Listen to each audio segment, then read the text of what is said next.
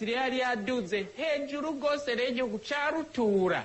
Umuhanuzi Nahumi acaza kubura yuko Asiriya yimirije guhanantuka, kandi akabivuga ahimbawe rwose kuko abibonamwo intsinzi y'umukama no kubohoka kw'igihugu c'Isirayeli. Baje Ntidusye Bwose bashobora kuba babi nk'aba bahavuye, ahubwo basanze atari babi nk'abavuye barabarusha. Ni inyigisho ikomeye kuri twebwe. Nta muntu n'umwe yo kwiyumvira yuko ubwami bw'Imana busasagazwa ngaha ku isi n'abaje barondera ubutegetsi. Uwuje arondera ubutegetsi shaka mube muvukana. Ntusye Bwose kiretse niyaba agiye ku butegetsi afise intumbero iyi: jewe ngomba kugwanira ukuri n'ubutungane, naho nyene no hasigaye. Abantu batari bake bariruhutsa ngo haleluya haleluya.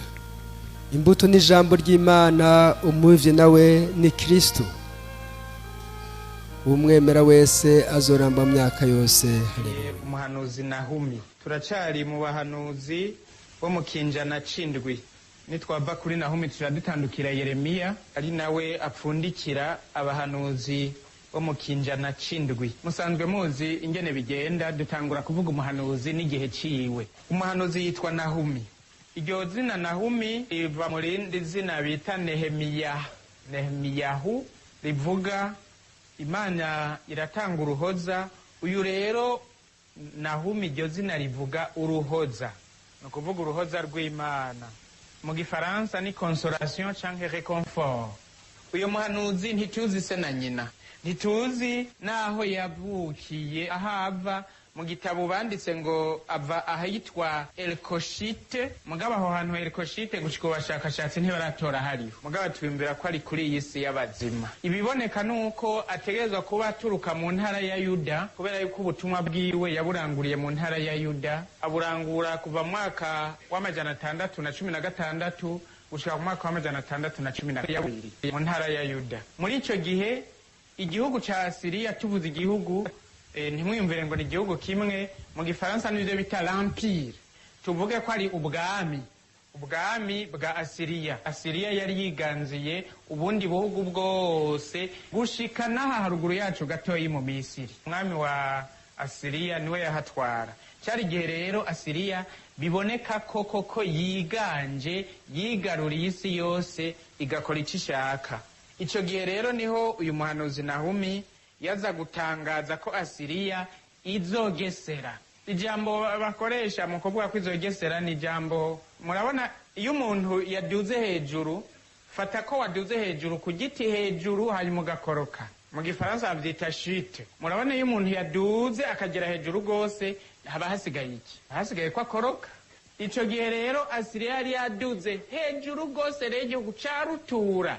Umuhanuzi Nahumi acaza kubura yuko Asiriya yimirije guhanantuka. Ijambo ni iryo umuntu yokoresha, la chute. Ikintu caduze hejuru cane gikorosa vyita guhanantuka, kuko murabona gishitse hasi kirasanzagurika. Ico bituma burya atari vyiza kuduga hejuru cane. Ivyo vyarabaye kuko mu mwaka wa 612 Asiriya yarahanantutse. Abakaldeani barateye Asiriya, barayisambura. Igisagara cabo ca Niniva ari wo wari umugwa mukuru w'iyo empire, ubwo bwami bw'ico gihugu ca Rutura ca Asiriya. Barasahura ibyaho byose, bongera baraturira ico gisagara. Arivyo mwumvise ngaha uyu muhanuzi ariko arabura ibizohaba muri ico gisagara ca Asiriya. Harahumwe Niniva, ca gisagara gisesa amaraso, ca gisagara cuzuye ibinyoma n'ibinyagano, ca gisagara kidasiba guhiga gusahura. Umvi ikiboko bakubitisha amafaransi,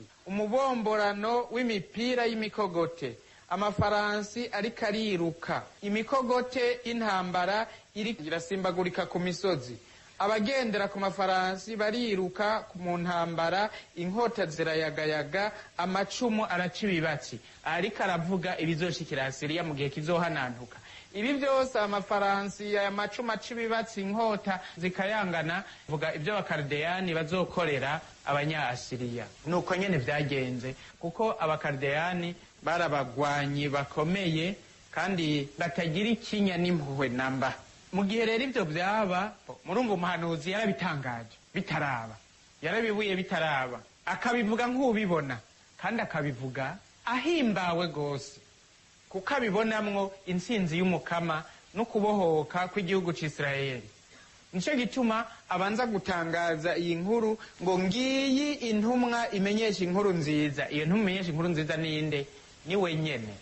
Iriko iriruka ku misozi, yifata nk'umuntu yiruka ku misozi, ava kuri uyu musozi aja kuwundi, ava ku musozi aja kuwundi, ava ku musozi aja kuwundi, aburira inkuru nziza abantu bo muri Yuda.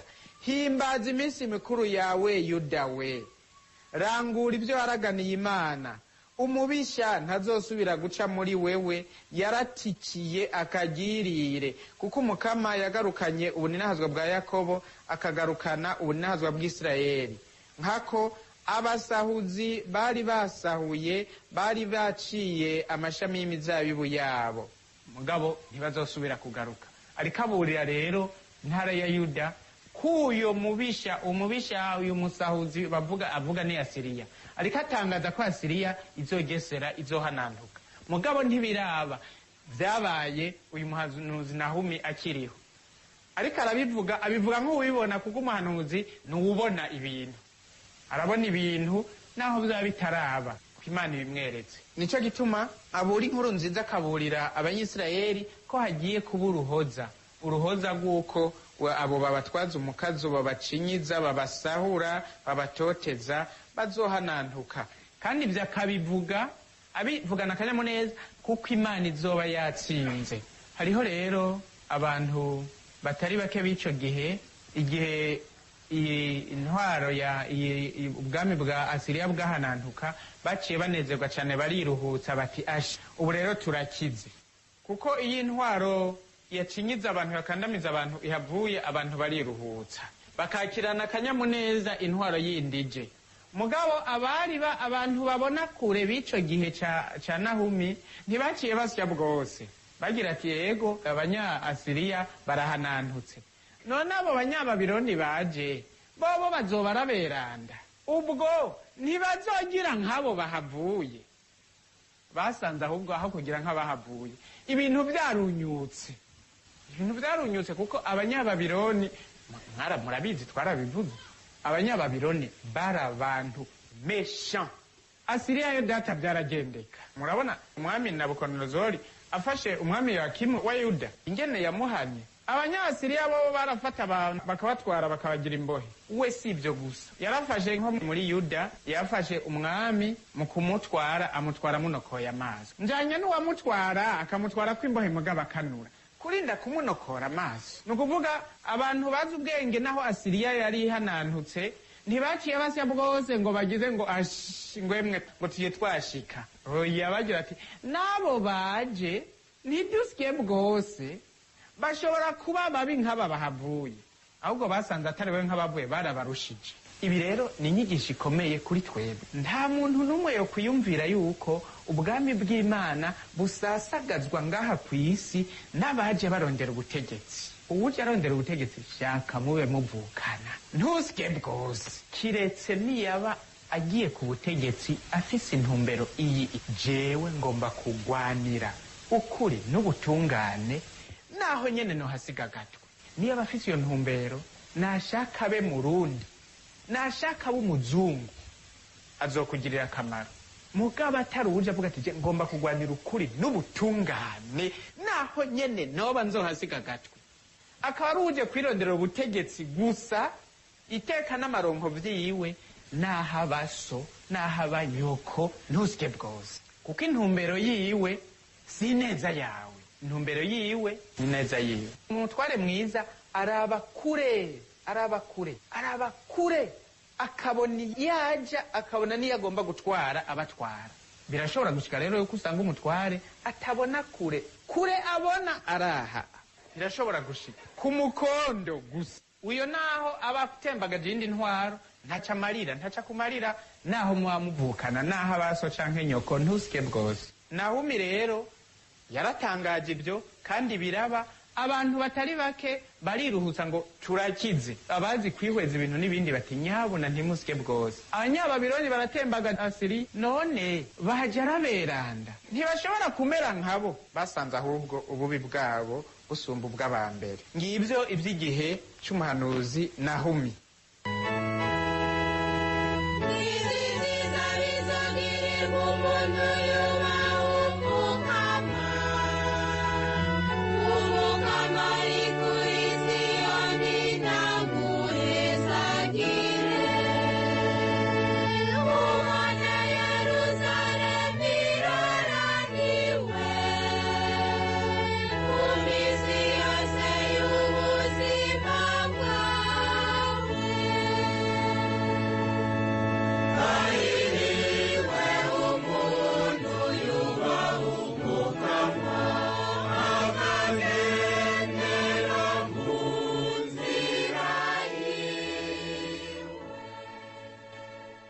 Ingingo ya kabiri ingene igitabo ciwe cubatse. Ubwa mbere ijambo ry'umutwe ni ikigabane ca mbere akarongo ka mbere. Ubwa kabiri ishavu ry'umukama ikigabane ca mbere akarongo ka kabiri gushika ku 8. Ubugira gatatu amajambo abura ubuhirwe n'amagorwa ikigabane ca mbere kuva akarongo k'9 ukabandanya ku kigabane ca kabiri akarongo ka gatatu. Ubugira kane uguhanantuka kwa Niniva ikigabane ca kabiri kuva kuri 4 ukabandanya ikigabane ca gatatu akarongo k'19. Ikigabane ca kabiri akarongo ka 4 ukabandanya ku kigabane ca gatatu akarongo k'19. Ikigabane ca kabiri akarongo ka 4 ukabandanya ikigabane ca gatatu gushika akarongo k'19. Igitabo kikaba gihetse. Igitabo ca Nahumi kigizwe n'uturongo 47 gusa. Niho uruca yumvira ngo ico naje ne kucandika. Igikuru suburebure bw'igitabo nivyo umukama yamutumye. Navyo ni ibi: ubutumwa bwa Nahumi canke inyigisho z'igitabo ciwe. Ubwa mbere, naho abanzi b'Imana womengo nibo biganje muri iki gihe turimwo. Ico gihe Nahumi yarimwo nivyo yagomba kuvuga. Naho ubu muri iki gihe womenga Asiriya niyo yiganje ikora ivyishatse, intsinzi ni Imana kandi iyo ntsinzi ni yayo kuvubu. Nivyo Nahumi agomba kuvuga. Kandi iyo ntsinzi y'Imana ni yayo kuvubu. Ubugira kabiri ukugwirirana k'ububisha n'ubukozi bw'ikibi nivyo bikwega amahano n'amarushwa. Ukugwirirana k'ububisha n'ubukozi bw'ikibi nivyo bikwega amahano n'amarushwa. Mwumvise ivyo bagiriza nya Asiriya? Harahumuye igisagara gisesa amaraso, igisagara cuzuye ibinyoma n'ibinyagano, igisagara kidasiba guhiga gusahura.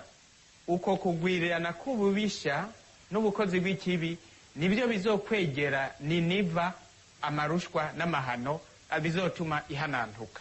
Inyigisho igira gatatu: abagwanya Imana bose bazohanantuka umunsi w'urubanza. Izo nyigisho zitatu nizo nyigisho nkuru dukura muri iki gitabo.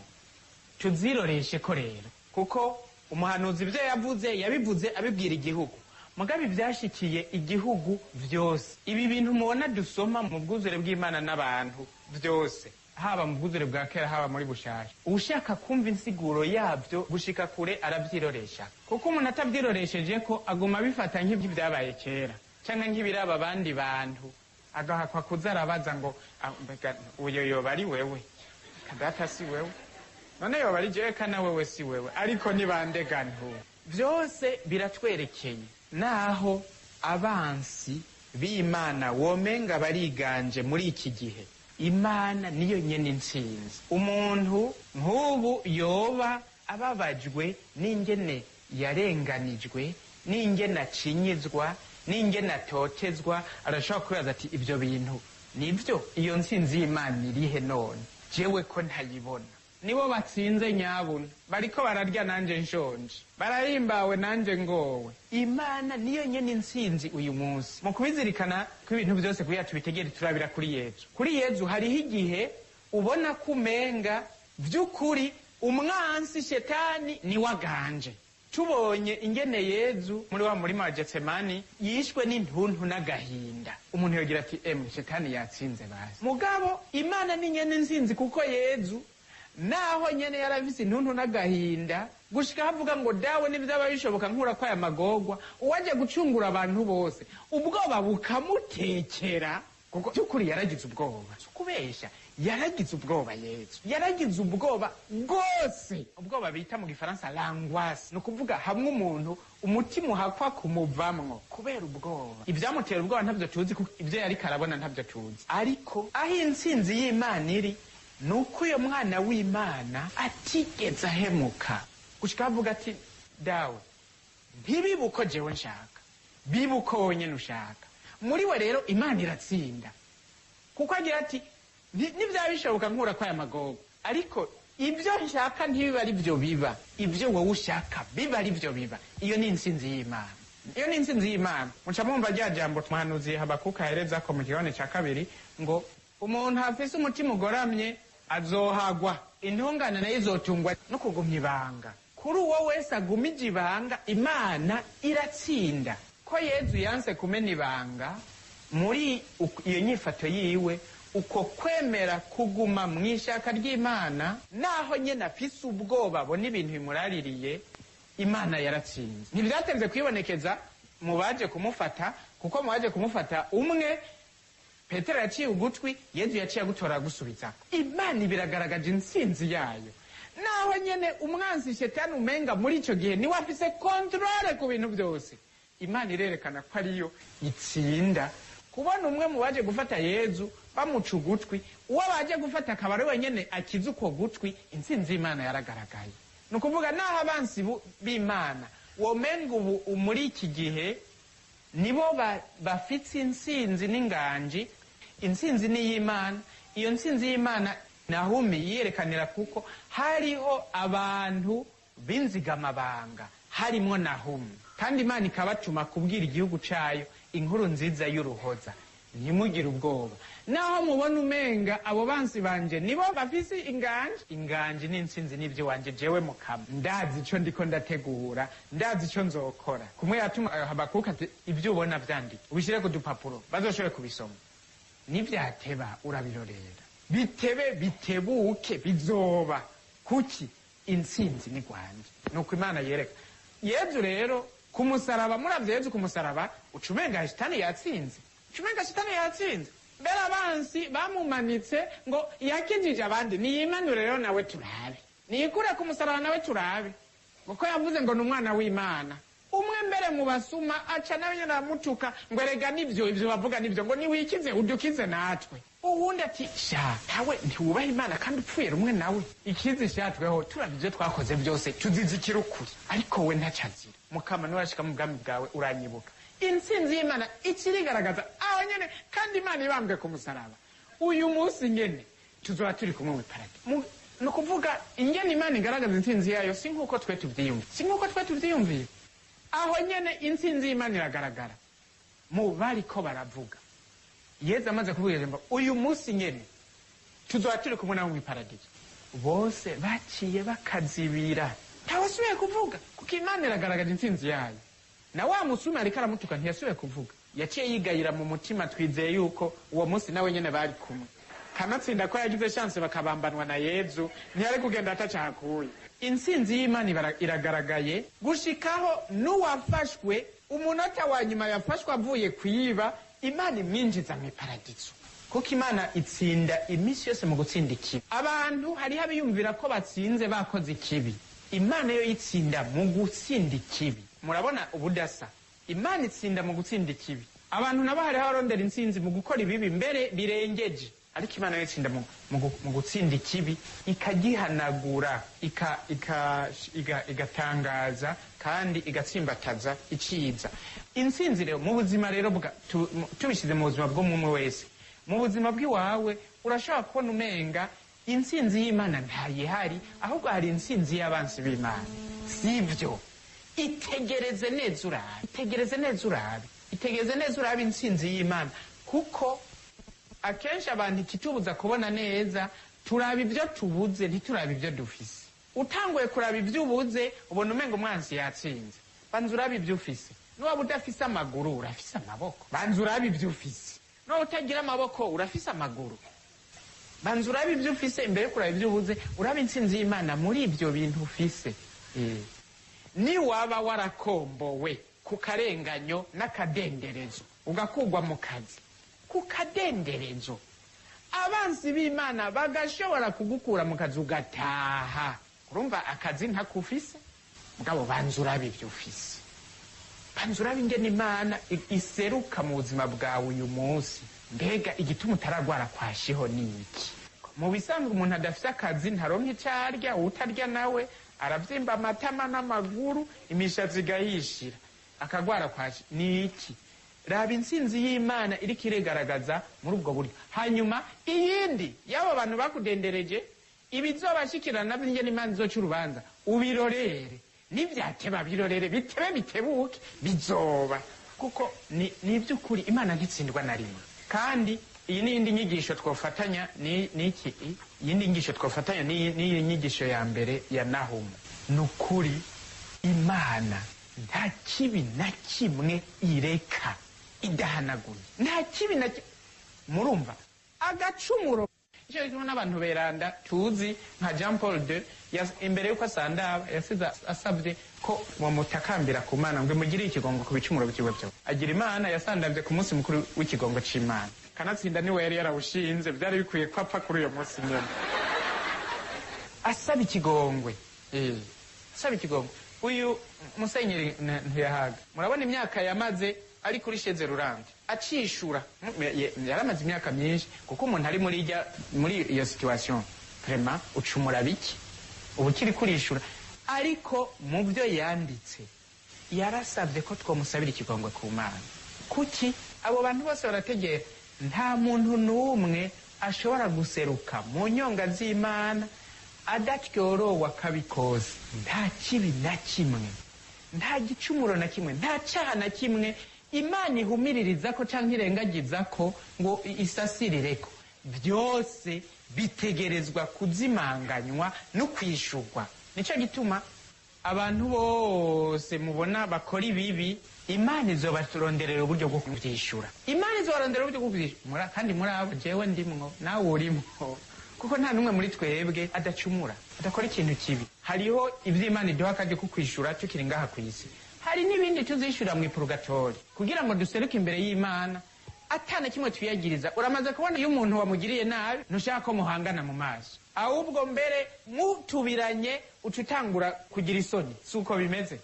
Tuzoja mu ijuru kugira duhange Imana, kugira tuyetamarire, tuyitangarire. None woyitangarira gute ufise ibimaramara? Nico gituma hari purgatori. Purgatori no kugira ngo dutyorogwe ibyo byose byotuma Imana iserutse duca turaba hasi. Dushaka kwitamarira ni chance rero, ni examen de repêchage. Deuxième session ni rattrapage.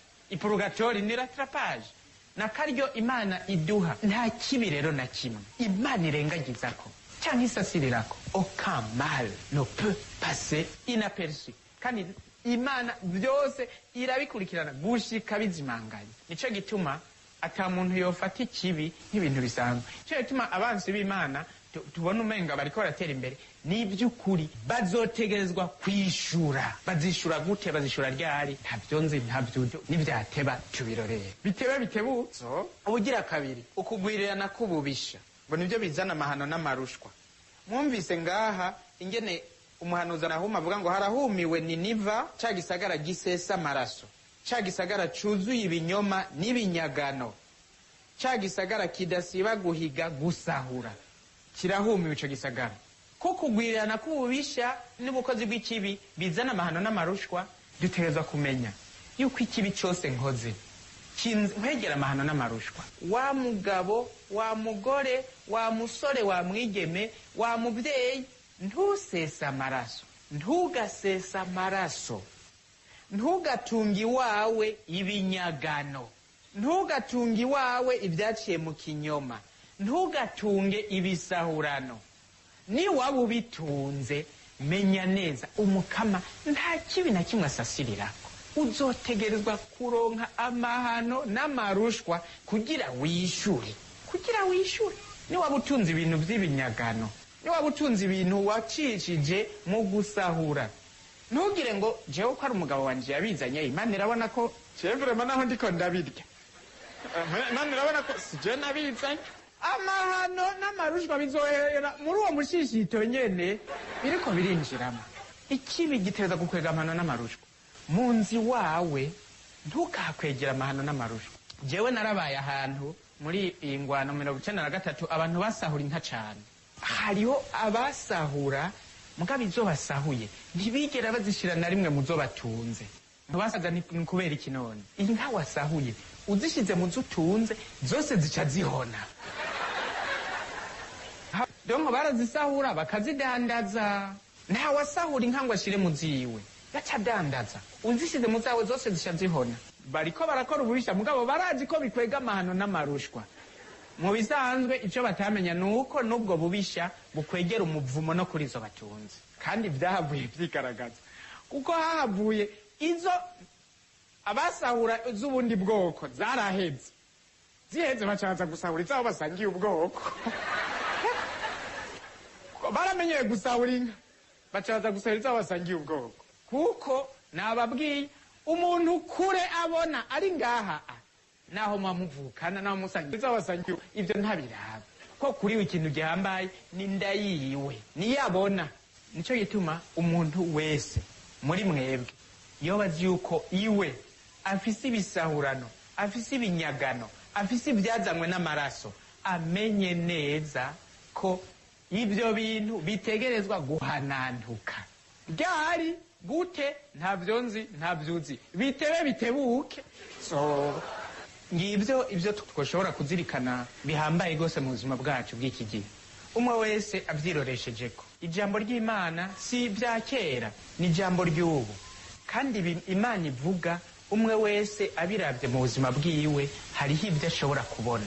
Uyu muhanuzi rero murumva yuko izina ryiwe ngo Nahumi ni umuhanuzi w'uruhoza. Ko nk'ibi byose ndiko ndavuga ni inkuru nziza ku bantu batotezwa, ni inkuru nziza ku bantu barenganywa, ni inkuru nziza ku bantu bacinyizwa, ikaba inkuru mbi ku bacinyiza, ikaba inkuru mbi ku batoteza, ikaba inkuru mbi ku banyaga, ku basahura. Mugabo mu bisanzwe no kuri bo yobwije kuba inkuru nziza, kuko Imana ishaka kubohora umuntu wese. Ibohoye umuntu agatima ko gusesa amaraso, ibimubohoye. Ibohoye umuntu agatima ko kunyaga, ibimubohoye. Kandi Imana ishaka kubohora bose. Izobigenza gute? Irazi ingene izobigira kugira ngo abo bantu nabo nyene bagarura agatima, biciye kumbure mu guhanantuka kw'ivyo bintu byabo, cyangwa guhanantuka kwabo nyene amagara amuveko, bya bintu yanyaga yuzuza inda, iyo nda irware, gutyo yishure ibyayigiyemwo byose. Ibyo bintu yariye byinshi bitari mu hezagiro bimutera izindi ngwara, izi ngwara z'ikizungu mubona, kugira ngo aronka akanya ko kwishura. Ibyo si umugani, ni ibintu biriho, kandi agize Imana ibyo bikamushikira akaronkeraho akanya ko kwiyumvira, ni inkuru nziza kuri we, kuko ni byiza ko yishura kugira adashobora kubona Imana. Murabona ko hariho abantu barunda ibintu byinshi hanyuma agatinda ntaba gishobora kubirya. Kuki? Bamubujije umunyu, bamubujije amavuta, bamubujije inyama. Finalema bya bintu yari gupfuma zararya duke twiza aronse mu butungane, akazopfa akirya ibikwiye. Munyumve neza, simvuze ko abona bagwaye izo ngwara ari ibyo barimo, mugabo birashoboka ko hariho abashobora gushirwa n'ibyo bivuye biciye muri izo nzira. Noneho ku byerekeye nk'indwara z'umubiri zozo, murazi ko hariho indwara z'umubiri ziva ku bubisha. Mushobora kubyisomera mu ibaruwa Pawulo mweranda yandikiye Abakorenti, ibaruwa rya mbere ikigabane ca 11 uva karongo ka 23 gushika ku 30. Pawulo ababwira ati umuntu wese azorya uyo mukate akana no kuri ico gikombe atabikwiye azobazwa umubiri n'amaraso ya Kristo. Nico gituma muri mwebwe harimo benshi bagwaye, mbere abatari baramaze no gupfa. Akana karongo ka 30 niko abivugamo.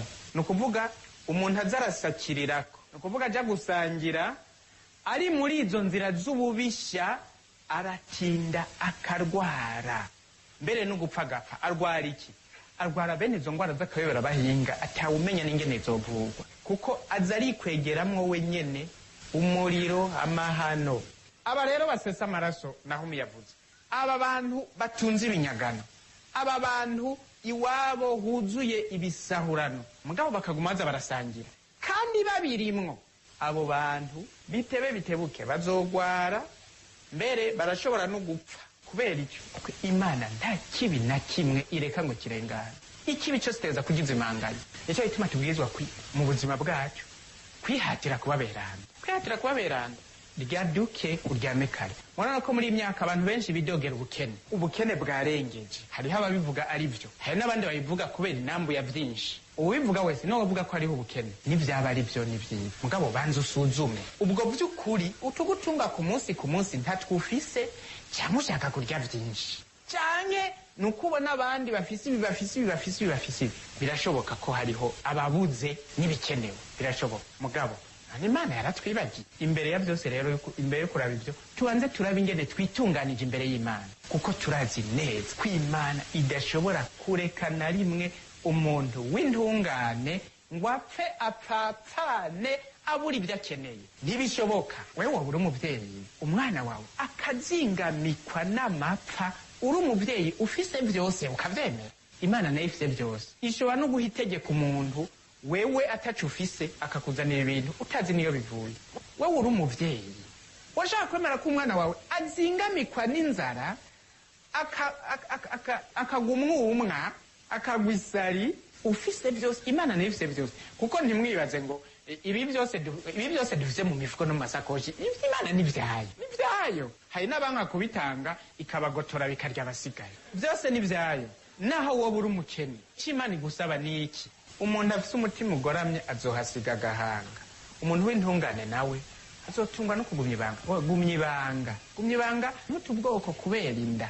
Ugumye ibanga, urabe ingene Imana ikwereka intsinzi yayo. Mugabo ntugire umunoho wa byinshi, kuko iminsi yose dusaba ibyo kurya bidukwiye uyu munsi. Ibi rero Nahumi yavuze bica biba inkuru nziza kuri wewe. Kuki ugomba nawe nk'uko Nahumi abivuga kumenya ko intsinzi ari Imana. Naho uyu munsi ibintu womenga bimeze ukundi, Imana niyo nyine intsinzi. Kandi naho ibintu womenga byadabutse, Imana yo yirazi ikiri kirategura. Byongeye kandi abo bose bagwanya Imana, abagwanya Imana bose bazohanantuka. Kandi naho babita ab'Imana bazohanantuka. Akamarampaka ni Yezu ari kararirira ku gisagara ca Yerusalemu. Wisanga muri Luka 19 kuva ku 41. Yezu ashitse ku musozi wa Oliveti. Uriko uragenda Yerusalemu uvuye i Yeriko, uraduga ugashikira kwitaba ry'umusozi wa Oliveti. Hirya bahita Betania, hino ni Oliveti. Hajya nyene Yezu yagiriye iriya ntonto n'amaganya. Hajya nyene niho yamanutse ari kararira aririya Yerusalemu ngo esi yuba nawe waruzi ico kuzaniye amahoro. Ngo ariko noneho ibyo byarahishijwe amaso yawe. Ngo nicyo ituma abansi bawe bazogucirya nine, bagukikuze, bagucucume, bagute hasi wewe n'abawe, kandi nta n'ibuye rizosigara rigeretse ku rindi, kuko utamenye umunsi waramukijwe n'Imana. Parce que tu n'as pas reconnu le moment où Dieu te visite. Kubera yuko murabona Yezu yagiye Yerusalemu. Azi Yerusalemu ari Imana yonyine ije kuramutsa igihugu cyayo. Abakuru ba saserdoti n'abashinga ntahe baramugwanya. Igisengero bati ni gwacu. Yirukanye abadandaza baza no kubaza ngo ubwo bukuru wewe wabuhawe bwo gukora ibi. Ngaha ni twebwe tuhagaba. Ninde yaguha bukuru bwo gukora? Ubikora kubehe bubasha. Nibo bahagaba. Imana ntacyo ivuga. Nico gituma Yezu yacabwiye ati abansi bawe wewe Yerusalemu. Abwira Yerusalemu, abwira abahaba bazogucirya nini, bagucucume, ils t'encercleront, ils te serreront, ils te jetteront à terre, toi et tous tes enfants qui sont chez toi. Nta nibuye bazosigaza rigeretse ku rindi, kuko utamenye umunsi waramukijwe n'Imana. Ibyo byahavuye biba. Yezu yarabivuze haize imyaka 40 cabirashika. Yerusalemu nubu nta buye barasubira rigeretse kuri gushika n'ubu ico gisengero aho cari kiri Karabaye. Uretse ko abayisilamu bahiyubakiye umusigiti w'akamarampaka, la mosquée d'Omar. Kuko utamenye umunsi waramukijwe n'Imana. Abo bose bagwanya Imana canke banka ko Imana yinjira iwabo bazohanantuka. Ryari gute ntavyuzi mugabo bitebuke bizoba. Nivyateba tubirorere tugire Kristo.